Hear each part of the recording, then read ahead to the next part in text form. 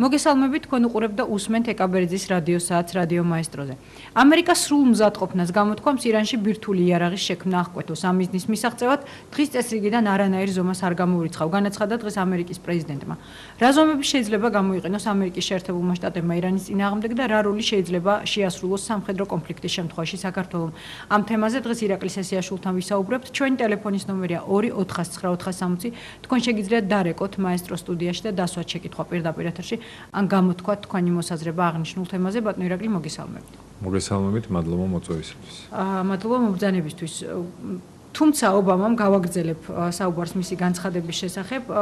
პრინციპში ჯერჯერობით თქვა, რომ პრობლემის მშვიდობიანი გადაწყვეტა შესაძლებელია. მან ასევე აღნიშნა, რომ ირანის ხელისუფლება ახლა ისეთ იზოლაციაში იმყოფება, როგორშიც ადრე არასოდეს ყოფილა. და ვიდრე ისინი პასუხისმგებლობის თავიდან არიდებას შეეცდებიან, მათ ზეწოლა არ შეჩერდება. საერთაშორისო თანამეგობრობა ერთიანია იმაში, რომ ირანის ბირთვული ამბიციების გაკონტროლება აუცილებელია. თქვენი აზრით, როგორ შეიძლება გავშიფროთ ობამას განცხადება, რომელიც ერთი მხრივ იმედოვნებს, რომ დარჩა ჯერ კიდევ მშვიდობიანი გზები, თუმცა მეორე მხრივ ის დღის წესრიგიდან არანაირ ზომას არ გამორიცხავს და გავიხსენებ ასევე ნატოს გენერალური მდივნის არაერთ განცხადებას ბოლო კვირის მანძილზე, რომელიც დაბეჯითებით ამბობს, რომ ნატო არ გეგმავს სამხედრო ოპერაციას. მეორე მხრივ ობამას განცხადება ნებისმიერ ზომის გამოყენებაზე. როგორ ახსნით ამას და კონკრეტულად რას ფიქრობთ ობამას განცხადების შესახებ? ზოგადად ობამა, როგორც შეერთებული შტატების პრეზიდენტი, არ ხუმრობს. მის განცხადება სერიოზულად უნდა მოვეკიდოთ. მაგრამ ამ თემასთან დაკავშირებით არის ძალიან ბევრი კითხვის ნიშანი და ძალიან ბევრი პრობლემა, რომლის გადაჭრის გარეშე ასე ირანზე გარკვეული სამხედრო ოპერაციის წამოწყება არ იქნება ადვილი. ჩვენ გვახსოვს, რომ ბუშმა თავის დროზე ერაყის წინააღმდეგ, როდესაც წამოიწყო კამპანია, მას არ ქონდა გაეროს უშიშროების საბჭოს რეზოლუცია. შეგვიძლია პირდაპირ პარალელი გავავლოთ, რამდენადაც მაშინაც საუბარი იყო, რომ ერაყში მზადდებოდა ბირთვული იარაღი და სწორედ ამ მიზნით განახორციელა შეერთებულმა შტატებმა სამხედრო დარტყმა. სახმელეთოს ოპერაცია განახორციელა, რაც შემდგომ რამდენიმე წელი გაიწელა. თითო დღე შეერთებულ შტატებს 1 მილიარდი დოლარი უჯდებოდა. ამიტომ ირანის წინააღმდეგ რაიმე ფართომასშტაბიანი სამხედრო ოპერაციის დაწყება ბირთვული ამბიციების ჩასახშობად შეიძლება ამ თემასთან დაკავშირებით დავსვათ კითხვები. შეძლებს თუ არა შეერთებული შტატები მოიპოვოს გაეროს უშიშროების საბჭოს რეზოლუცია, ეს ერთი, რა დაუჯდება ეს ოპერაცია, თუნდაც ყოველდღიურად, აქვს თუ არა შეერთებული შტატებს ამის რესურსი, ვინ იქნება შეერთებული შტატების მოკავშირე აი ამ ოპერაციის დროს და რა შედეგები შეიძლება მოყვეს აი ამ პროცესს. პირველი გაეროს უშიშროების საბჭოს თუმცა მოდით ვიდრე მივალთ იმ შემთხვევამდე, როდესაც შეიძლება მართლაც სამხედრო კონფლიქტი გახდეს გარდაუვალი.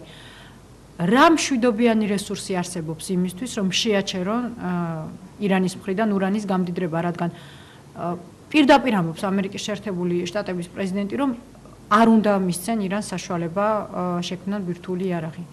მშვიდობიანი გზები, მანამ ვიდრე მივადგებით დაუშვათ სამხედრო კონფლიქტის თემას. დღესდღეობით ირანის წინააღმდეგ ფაქტობრივად უპრეცედენტო ასე ვთქვათ, ზეწოლა ხორციელდება.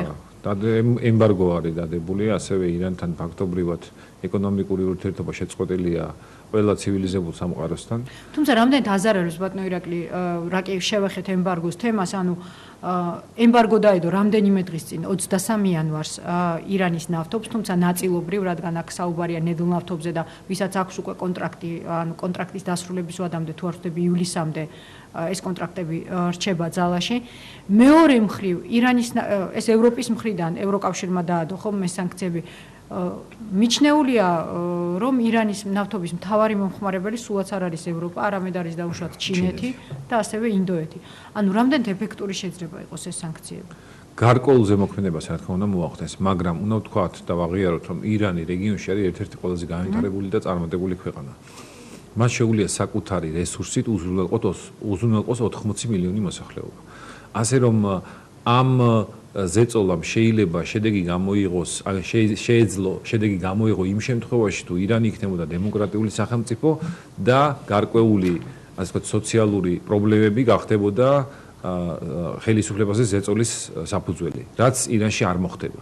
მით უმეტეს, როდესაც ირანის მოსახლეობის გარკვეული ნაწილი არის ანტიამერიკულად განწყობილი და პირიქით ბრძოლა პირობითიან გამოკვეთილი მოწინააღმდეგის მიმართ არის ერთგვარი, ასე ვთქვათ, мотиваცია და პოზიტიური განწყობა და მხარდამჭერა ხელისუფლების პოლიტიკისა. ამიტომ მე არ მგონია, რომ პირდაპირ ეს გარკვეულ შედეგს გამოიღებს, მაგრამ გრძელვადიან პერსპექტივებში, რა თქმა უნდა, ირანს გაუჭირდება და მოუკიდებლად შეძლოს იმ რესურსის მობილიზება, რომელიც მას აქამდე ჰქონდა და შეჩეული იყო, თუ შეიძლება ასე ითქვას. მე მაინც ვთვლი, რომ თუმცა საუბარია იმაზე, რომ გაზაფხულზე თუ არ ვწდები მაისზე, თუმცა კონკრეტული ინფორმაცია ამის შესახებ არ არსებობს და რთულია მისი მოპოვება, ვარაუდობენ, რომ სადღაც მაისისთვის მათ უკვე მზად უნდა ქონდეთ ბირთვული იარაღი. ვარაუდები ასეთია. მეტიც შეიძლება ვთქვათ, რომ შეიძლება ბინძური, ასე ქვია, ბინძური ატომური ბომბა უკვე აქვს ირანს, იმიტომ რომ მისი შექმნის ტექნოლოგია არც ისე რთულია. არის ღია ფიზიკის წიგნების, რომელთაც თავისუფლად შეიძლება ბინძური ბირთვული იარაღი შექმნა. მე არ გამოვრიცხავ, რომ ასეთი იარაღი უკვე ქონდეს ირანს. თუ კი თქვათ, ტექნიკურად გავაანალიზებთ და ვიტყვით, რომ შეიძლება თუ არა ჰქონდეს, ალბათ აქვს კიდევაც, ყოველ შემთხვევაში თეორიულად ამის გაკეთება პრობლემას არ წარმოადგენდა. თუმცა კატეგორიულად უარყოფენ არა თუ უკვე შექმნილი იარაღის ქონას, არამედ საერთოდ მუშაობას. ღიათ ამას ირანი არ განაცხადებს. თუმცა არც ის უნდა გამოვრიცხოთ, რომ მართლაც ირანი, ვთქვათ, ბირთვულ იარაღზე არ მუშაობს, მაგრამ უფრო მეტი შეიძლება ვარაუდები გადაიხაროს იმისკენ, რომ ირანი ბირთვულ იარაღს ქმნის. რაც შეეხება სამხედრო ოპერაციას, მე გითხარით, რომ რეზოლუციის, გაეროს უშიშროების საბჭოს რეზოლუციის მიღება, რომ ირანის წინააღმდეგ დაიწყოს შეერთებულმა შტატებმა სამხედრო კამპანია, ნაკლებ სავარაუდოა, რომ იმდენად რამდენადაც ჩინეთს და რუსეთს იქ ვეტოს უფლება გააჩნია და არც ჩინეთი და არც რუსეთი არ დათანხმდება და არ შეუწყობს შეერთებულ შტატებს ხელს, რომ ირანის წინააღმდეგ სამხედრო კამპანია წამოიწყოს. ეს გამორიცხავთ, რომ რაღაც პირობებით რუსეთი დაუშვათ დაითანხმონ ამაზე. ალბათ უფრო გამოვრიცხავ, ვიდრე დავუშვებ. იმდენად რამდენადაც რუსეთს აწყობს დაძაბული ვითარება ამ რეგიონში, აწყობს თუნდაც კონფლიქტური სიტუაცია ირანთან. ვინაიდან ის ხდება, მას ეძლევა ვაჭრობის საშუალება და ამ შემთხვევაში სხვადასხვა რეზოლუციების მიღების დროს მას უფრო მეტი შანსი და რაოდენობრივად მეტი მოცემულობა აქვს, რომ შეერთებულ შტატებს ან დასავლეთს რაღაც მოსთხოვოს. ისევე როგორც ჩინეთი თუ ამ ასე ვთქვათ რეზოლუციას დათანხმდება, მაშინ მას უნდა გარანტია ჰქონდეს, რომ საკმარის ნავდო პროდუქტებს მიიღებს თუნდაც შეერთებული შტატები. კი. რაც ნაკლებ სავარაუდოა. გარდა ამისა, მე ვახსენე, რომ საკმაოდ დიდი რესურსი დაჭირდება ირანის წინააღმდეგ სამხედრო ოპერაციის წარმოებას, მაგრამ ხას უსვამთ სახმელეთო სამხედრო ოპერაციის წარმოებას. ამიტომ შეიძლება პირველ რიგში თუ სამხედრო კონფლიქტი მოხდება, იქნება საჰაერო დარტყმები. თუმცა მოდით ვიდრე ამ თვითონ ფორმაზე ვისაუბრებთ, ვისაუბროთ იმაზე, რა შემთხვევაში შეიძლება დაიწყოს ეს კონფლიქტი. ისე ვიმეორებ. მოვლენების როგორი განვითარების შემთხვევაში. ისე ვიმეორებ, თუ არ იქნება გაეროს უშიშროების საბჭოს რეზოლუცია მიღებული, სამართლებრივი საფუძველი შეერთებულ შტატებს არ აქვს. არც საჰაერო დარტყმებისთვის?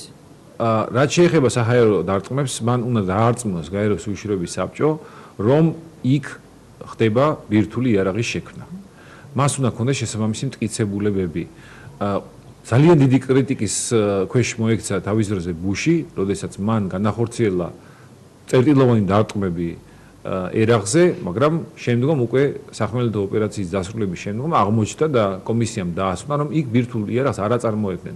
ამის გამო მას შეერთებულ შტატებს ურთიერთობა გაუფუჭდა გერმანიასთან, ევროპის სხვა ქვეყნებთან და იყო საკმაოდ სერიოზული პრეტენზიები შეერთებული შტატების მიმართ და ერთგვარი დადანაშაულება იმაშიც, რომ ამ შეერთებულმა შტატებმა ვიწრო ინტერესებიდან გამომდინარე დაიწყო ეს სამხედრო ოპერაცია. ობამასა და ბუშს შორის მე განსხვავებას ხედავ, ობამა უფრო ფრთხილად ეკიდება საერთაშორისო სამართლების მოცემულობას, ასევე ითვალისწინებს, ცდილობს გაითვალისწინოს მით უმეტეს არჩევნები კარსარი მიჯნაზია თავის მოსახლეობის დამოკიდებულებას, იმიტომ რომ ერაყის კამპანიას შეერთებულ შტატებში ძალიან სერიოზული საპროტესტო აქციები მოყვა. გახსოვთ ალბათ ეს ყველაფერი. ასე რომ ირანი კიდევ უფრო რთული თემაა, იმიტომ რომ ერაყისგან განსხვავებით იქ 80 მილიონი მოსახლე ცხოვრობს.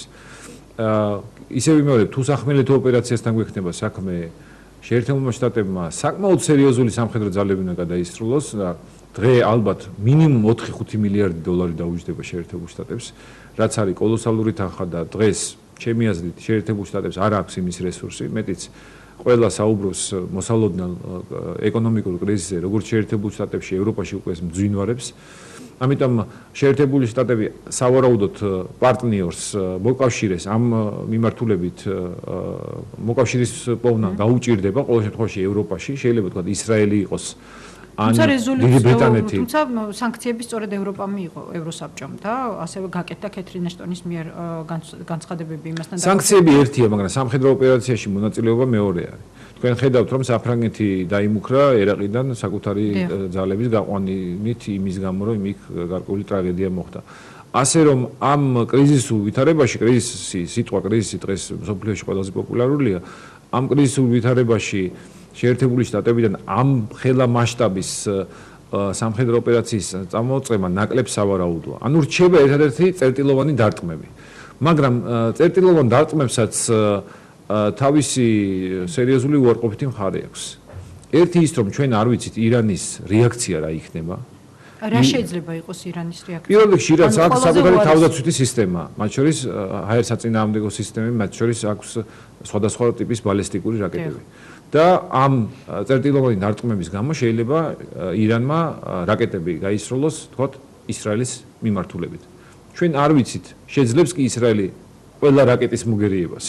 დაუშვათ თეორიულად, რომ შეიძლება 1-2 რაკეტა ვერ შეაჩეროს ისრაელმა, თუნდაც ტექნიკური მიზეზის გამო. ეს ხო თეორიულად შეიძლება დაუშვათ. ან თუნდაც ირანმა ეს რაკეტები სხვა მიმართულებით გაისროლა, რასაც შეიძლება მოყვეს სერიოზული კატასტროფა, ტრაგედია მოყვეს და მეტიც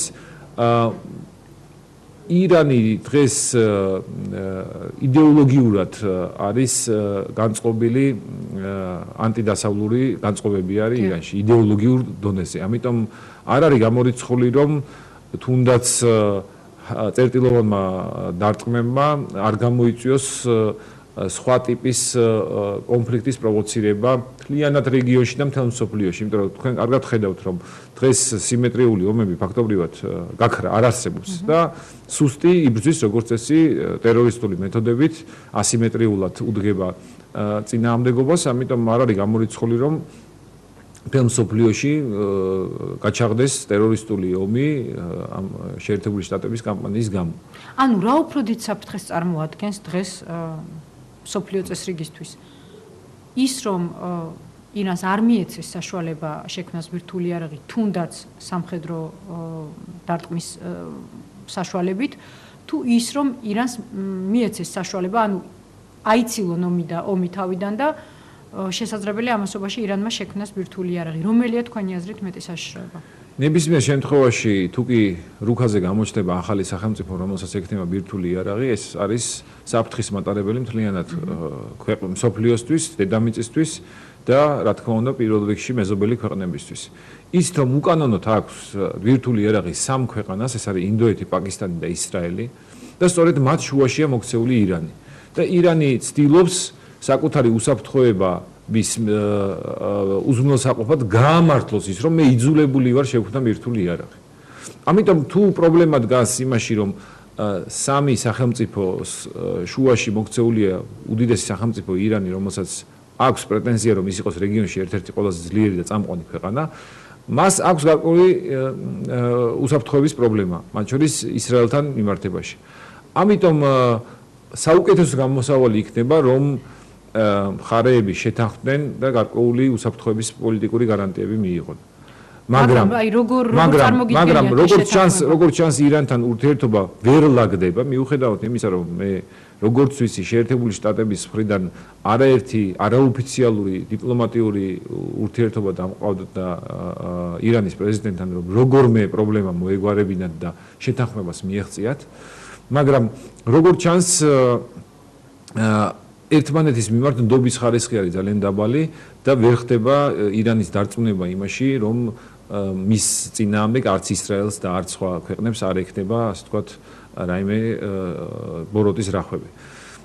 მაგრამ მე მაინც ვფიქრობ, რომ ის ისტერია, რაც ატეხილია და უკავშირდება ირანის წინააღმდეგ სამხედრო კამპანიის წამოწყებას, უფრო მეტად პოლიტიკურ მიზნებს ემსახურება, ვიდრე იყოს ეს რეალური საფრთხე, რომ ირანის წინააღმდეგ ომი იქნას წამოწყებული. საინტერესო რას იმ საფრთხეებიდან გამომდინარე მე გითხარით, რომ რამდენადაც ძალიან რთულია იმის პროგნოზირება, რომ რა შეიძლება მოყვეს ასეთი ტიპის ოპერაციებს, შეიძლება ეს გახდეს ერთგვარად კულტურათა შორის დაპირისპირება და ღირებულებათა მიზნით ბრძოლა, მთელი მუსლიმანური სამყარო შეიძლება ასე ვთქვათ ჩაერთოს ამ ბრძოლაში, მიუხედავად იმისა, რომ რელიგიურად მათ შორის განსხვავება არის, შიიტები და სუნიტები არიან.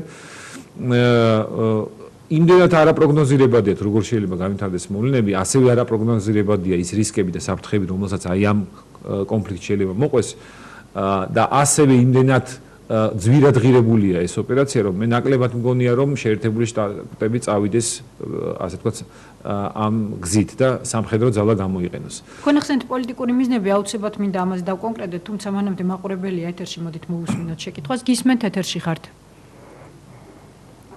გისმენთ ეთერში ხართ? ჰალო. გამარჯობათ. გამარჯობათ. გისმენთ. გამარჯობათ. მოგესალმებით. მე მინდა დავეთანხმო ბატონ ირაკლეს. ეს მთავარ საკითხში ნამდვილად დარწმუნებული მოგახსოვოთ ნესტან შარიას უფლებათა დაცვის საერთაშორისო კომიტეტის წევრი. ჩვენ შევხვდით შეკრებაზე ბატონო ირაკლი, მე წარმოგიდექი თქვენ. ალბათ აღარ გახსოვს ბატონო ბიძინას თემაზე. ძალიან ბევრ დროს კარგავს, მე ვფიქრობ ბატონი ბიძინას და ალბათ ისაც ვისი შემოგარენი, იმიტომ რომ ნამდვილად ეს თემაც არის პოლიტიკური რაღაცა გაწევის მიზნით, იმიტომ რომ ირანი მაინც შექმნის მაგიარახს, ფაქტია და ჩვენ რას გავაკეთებთ, აქ ჩვენი თავი გვტკივა, ჩვენ ვართ მათი მეზობლები, რუსეთია მათი მეზობელი, ამერიკა ყველაფერს აკეთებს სადღაც სხვა კონტინენტებზე, ძალიან დიდ ანგარიშს უწევს თავის მეზობელ ქვეყნებს, მექსიკას და სხვადასხვა კუნძულებს. იქ უამრავი დამნაშავედ ჩადის ისიც. ანუ ის თავის გარშემო სიტუაციაში მაქსიმალურად ცდილობს, რომ არ გაამწოროს მეზობელთან ურთიერთობა. და ჩვენ კიდევ ნამდვილად დარწმუნებული ვარ, რომ არის საქართველოში ძალიან ბევრი, ძალიან ნიჭიერი ძალა, რომელსაც უცხოურია ევროპაში, ამერიკაში და ძალიან კარგად ფლობს ამ პოლიტიკურ მეცნიერებას, რომელიც პირველ რიგში იმაში მდგომარეობს, თუნდაც დროის მოგების მიზნით, ურთიერთობების დამყარების მიზნით, დიახ, რუსეთთანაც უნდა მოხდეს ურთიერთობის დათბობა, ირანთანაც უნდა მოხდეს, ამერიკასთანაც და ეგ ერთიმეორეს ხელს არ უშლის. თქვენ ცოტა გაოცებული სახით იყურებით, მაგრამ ამე პოლიტიკოსის სწორედ ყველაზე დიდი ნიჭიერების დამადასტურებელია, რომ ზუსტად ამ გარშემორტყმული მტრებით ქვეყანამ ისტორიულად ინარჩუნა თავისი ელასტიურობის ხარჯება. ჩვენ დღეს ამ ძალიან ახლა ძალიან ერთი ხაზოვანი მთავრობა, რომელსაც აი ზუსტად პოლიტიკური დივიდენდებისთვის უჭირავს ვითომ პროამერიკული და სარგებლობს რუსეთის და ეს თამაში ჩვენ არ მიგვიყვანს კარგ საქმემდე. ამიტომ პოლიტოლოგები ვინც ჩახართ ეთერში, ალბათ სურვილი იქნება მოუწოდოთ ან რაღაცა ფორმით თვითონ რომელიმე პოლიტიკურმა ძალამ თავის კეთილი ნება გამოხატოს, თუნდაც წერილობით ეს იყო ამ წლების განმავლობაში. დიდი მადლობა ქალბატონო, გავგრძელდა ჩვენს მაყურებელ სიტყვა. გავაგრძელებ თემას ბატონო ირაკლი, რაც შეეხება პოლიტიკურ მიზნებს. თქვენ ამბობთ, რომ ანუ პოლიტიკური მიზნები ამოძრავებთ უფრო, როდესაც ესე ამწვავებენ ირანთან ურთიერთობის თემას. რას ეყრდნობა, რა საფუძველი აქვს თქვენ ამ მოსაზრებას, ანუ რას გულისხმობთ პოლიტიკურ მიზნებში? ირანი არის ვთქვათ, აქილევსის ქუსლი მსოფლიოს დღესდღეობით, ისე როგორც სამხრეთ კორეა, მაბადე ჩრდილოეთ კორეა. ეს პრობლემა მთელი მსოფლიოსთვის ცხადია და მართლაც კიდევ ერთხელ გავიმეორებ, არავის სურს, რომ რომელიღაც ახალ სახელმწიფო ჩამოყალიბდეს ბირთვულ ძალად, იმიტომ რომ ეს შეიძლება ერთგვარი გადამდები აღმოჩნდეს სხვა ქვეყნებისთვის.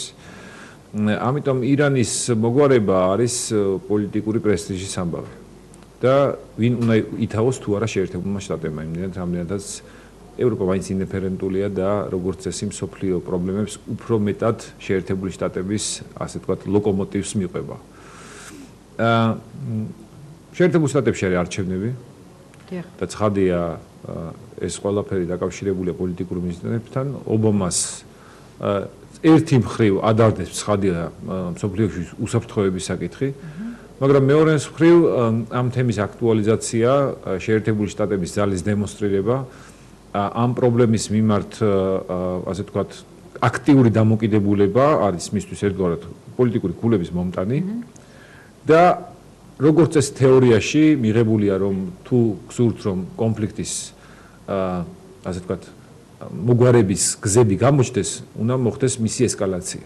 ანუ მხოლოდ ესკალაციის შემთხვევაში ხდება კონფლიქტის გზების სასწრაფო წესით გამოძებნა და შემდგომ ასე ვთქვათ კონფლიქტის დეესკალაცია. ანუ ამ ტემპერატურის აწევა ჩემი აზრით პირველ რიგში ემსახურება იმას, რომ ირანი დაარწმუნონ და აიძულონ, რომ წამოვიდეს მშვიდობიან მოლაპარაკებაზე.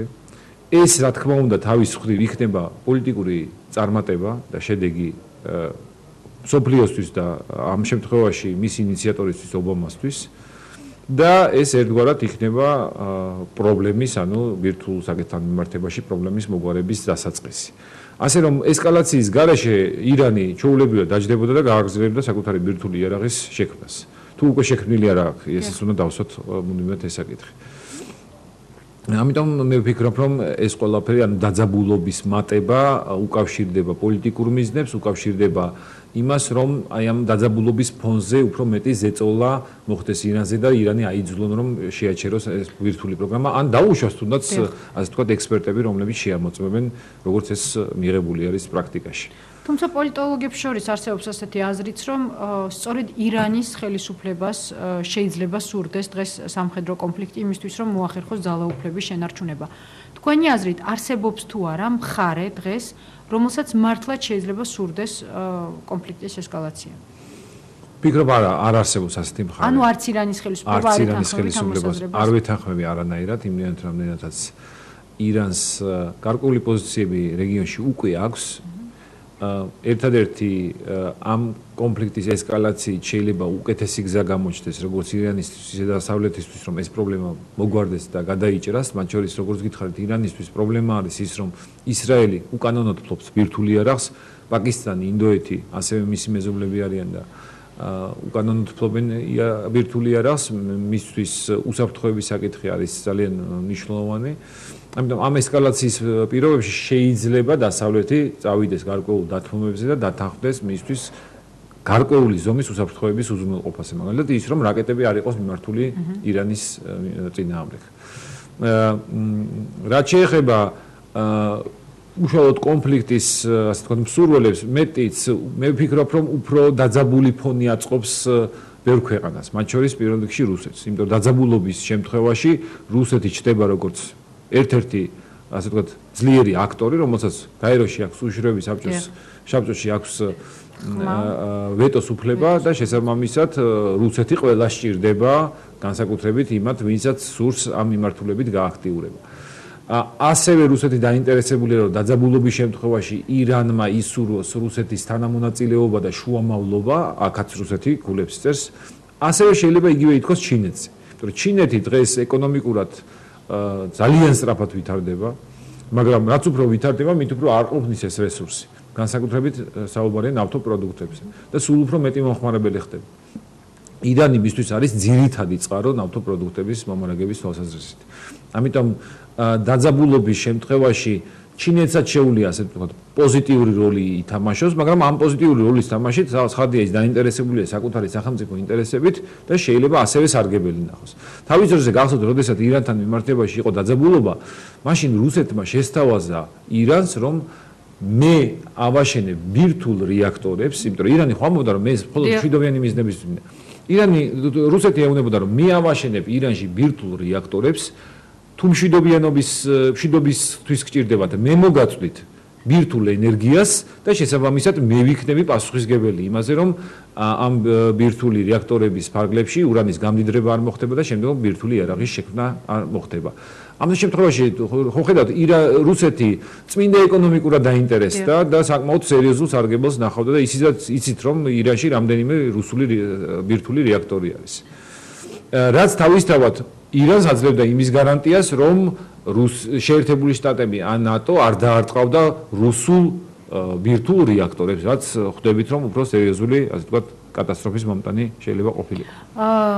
კიდევ ერთი მომენტი, ანუ არსებობს თუ არა რაიმე ისეთი ფაქტორი, რამაც შეიძლება გამოიწვიოს კონფლიქტის სწრაფად პროვოცირება. მაგალითად, საუბრობდნენ იმაზე, რომ თუ სანქციების საპასუხოდ ირანი გადაკეტავდა ორმუზის სრუტეს, ამ შემთხვევაში, რომელიც არის მთავარი, გამტარი ნავთობმატარებლების, ამ შემთხვევაში კონფლიქტი შეიძლება იყოს გარდაუვალი. თუმცა მოდით საუბარი ამ თემაზე გავაგრძელოთ სარეკლამო ბლოკის შემდეგ, გადაცემაში რეკლამის დროა.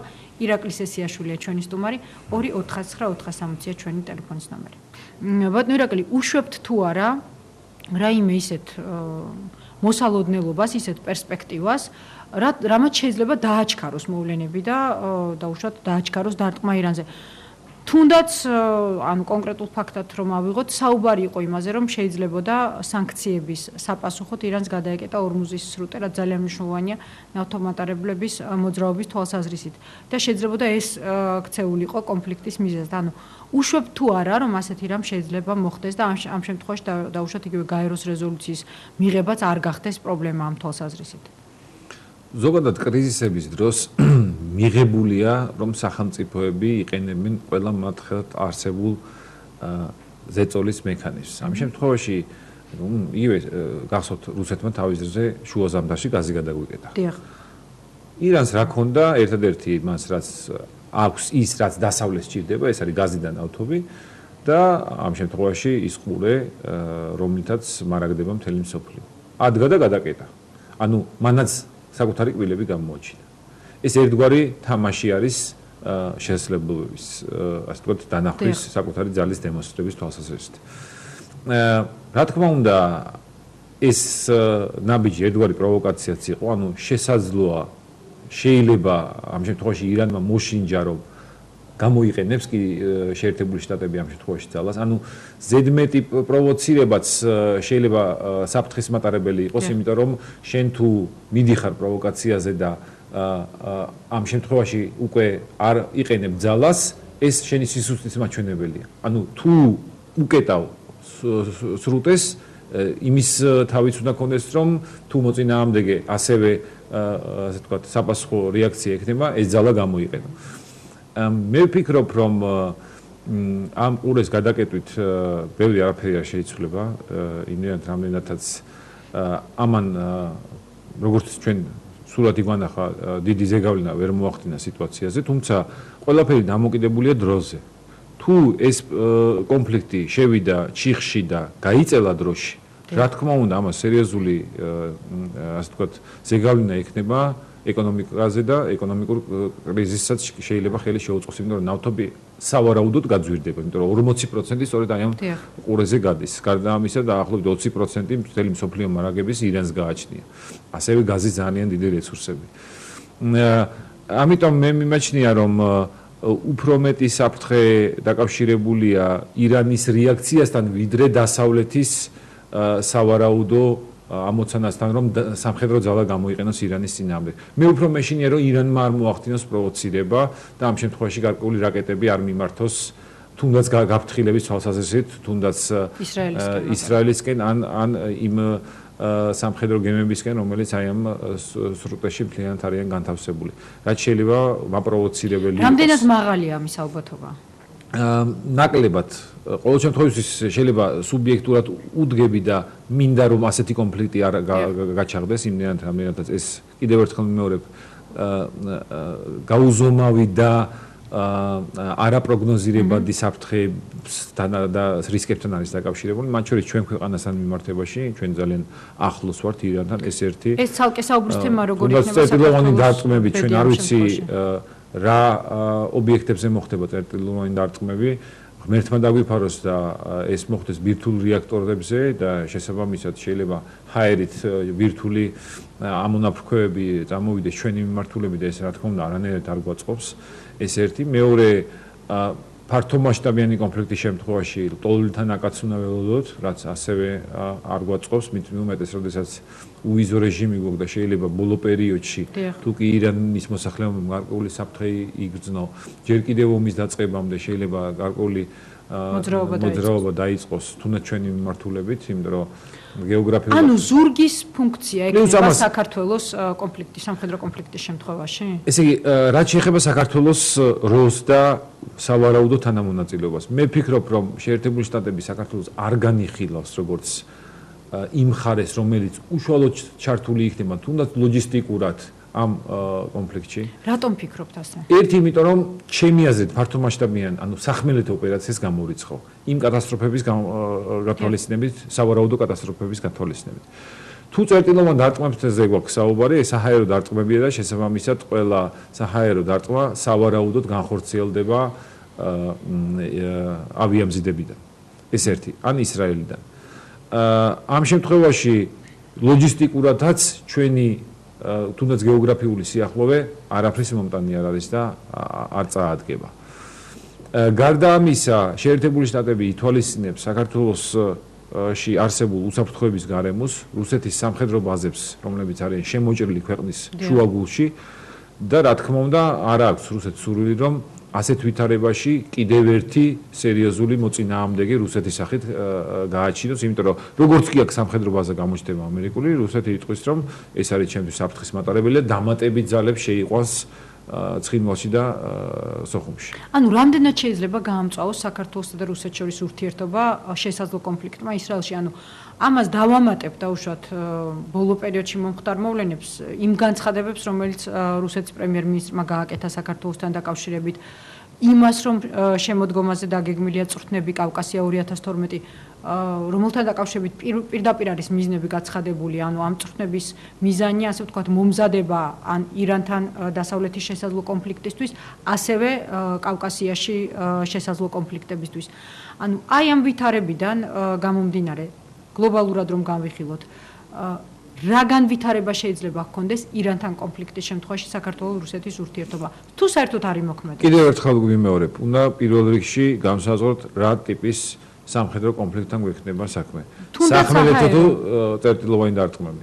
თუ საჰაერო ანუ წერტილოვანი დარტყმები იქნება, ამ შემთხვევაში არ უნდა ველოდოთ ისეთ სიტუაციის ისეთ გართულებას, გარდა იმ გაუთვალისწინებელი ან არაპროგნოზირებადი რისკებისა, რაც შეიძლება აი ამ წერტილოვან დარტყმებს მოყვეს. ანუ მხედველობაში მაქვს ის, რომ ფრონტის ხაზი გაიხსნას თან მსოფლიოში ტერორისტული მოქმედებები. თუ სახმელეთო ოპერაცია დაიწყო, ან რუსეთს შეეზღუდა საკუთარი სამხედრო ბაზების მომარაგება სომხეთში, რომელსაც დღესდღეობით ირანის გავლით ახორციელებს.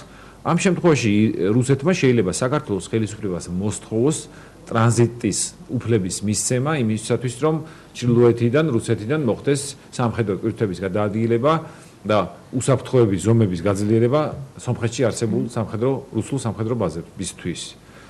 ცხადია, ეს არის უკვე სერიოზული პროვოკაციული წინადადება და მოთხოვნა.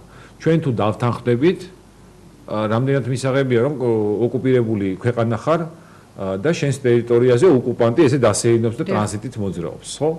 თუ არ დავთანხმდებით, დაუშვათ ისეთი თეორიული ვარაუდი, რომ არ დავთანხმდით, მაგრამ რუსეთმა თქვა, რომ იმდენად რამდენადაც და ეს მის სამხედრო დოქტრინებში უწერია რუსეთს, რომ იმ შემთხვევაში თუ მის სამხედრო ბაზებს, თუნდაც მესამე ქვეყანაში შეექმნა საფრთხე, რუსეთის კანონმდებლობის მიხედვით ის ვალდებულია უზრუნველყოს მათი უსაფრთხოება. ეს იმას ნიშნავს, რომ ცხინვალიდან შეიძლება ან ახალგორიდან გამოვიდნენ ტანკები, სათავეში ჩაუდგნენ გარკვეულ სამხედრო კოლონას, ტვირთებს და დაიწყონ მოძრაობა სომხეთის მიმართულებით. რა შვებით ამ შემთხვევაში? ვაკავებთ, ცეცხლს უხსნით, თუ თვალებს ხუჭობთ ამ ყველაფერზე.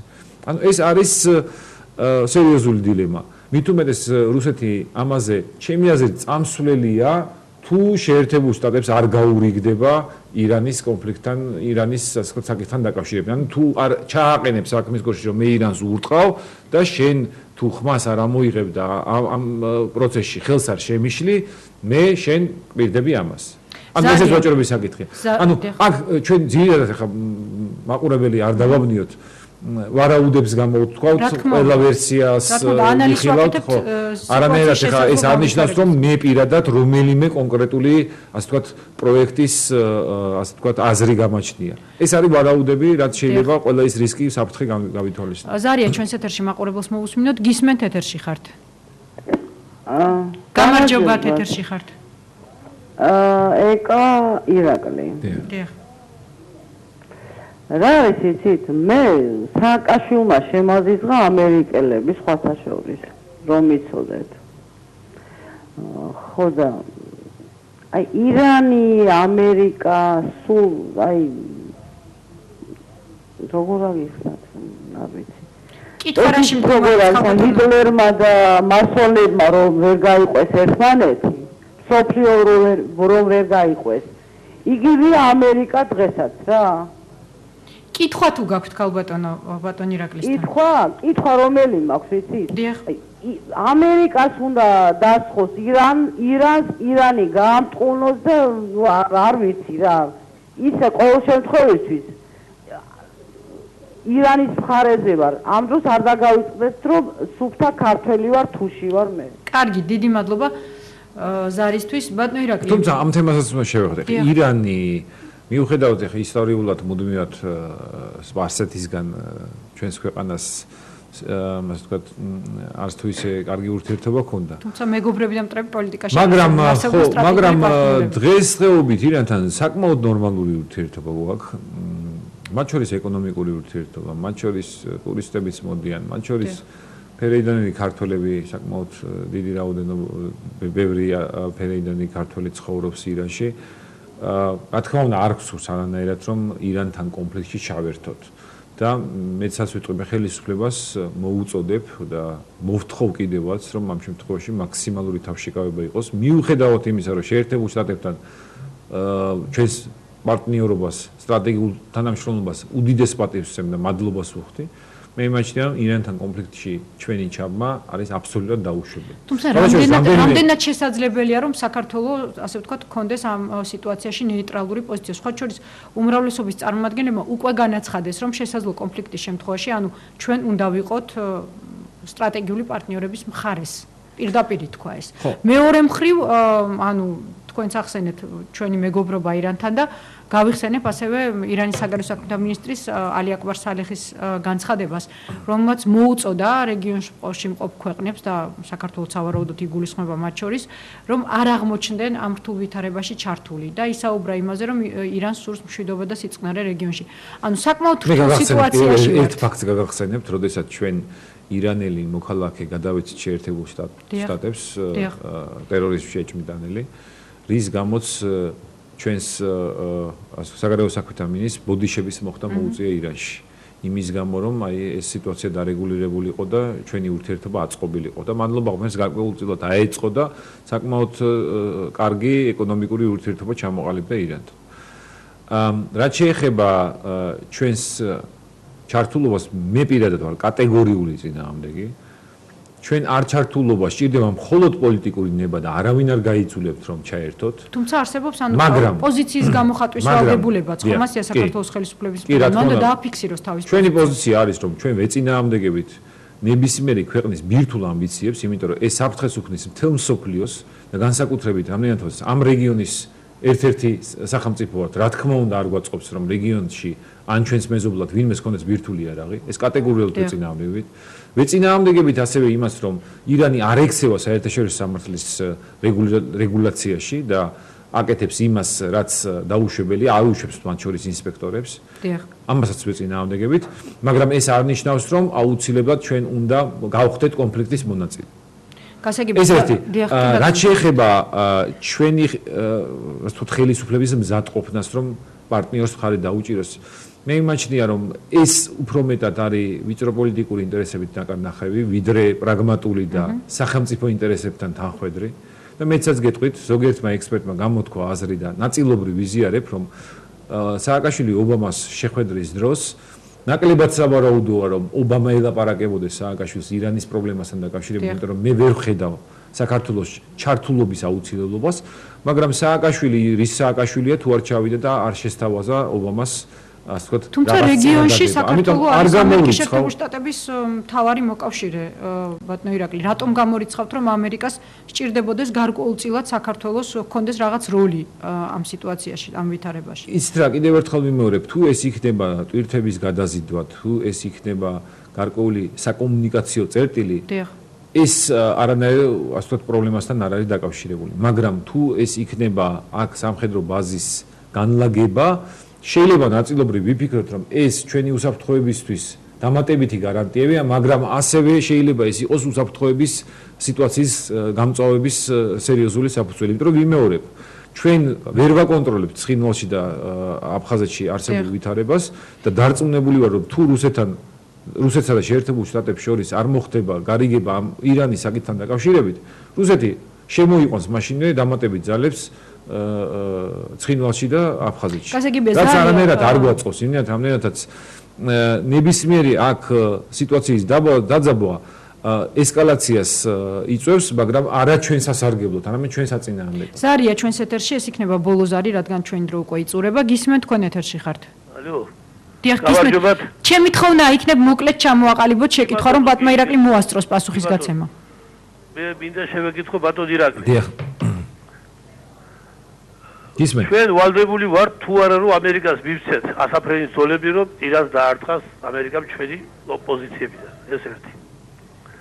მეორე, არ ჯობს გასო შეიქმნას კომისია, სოფლიო კომისია, რომელიც შეამოწმებს ირანში ამდენებს ურანს თუ არა მართლაც. რომ ისე არ მოხდეს, როგორც ერაყი გადაბუგეს და ამოხუდეს ამდენი მილიონი ხალხი. შეამოწმოს სოფლიომ შეამოწმოს, თუ კი ამდიდრებს, მაშინ არ უნდა დაუშვან, რომ მართლაც ბირთვული ქვეყანა გახდეს.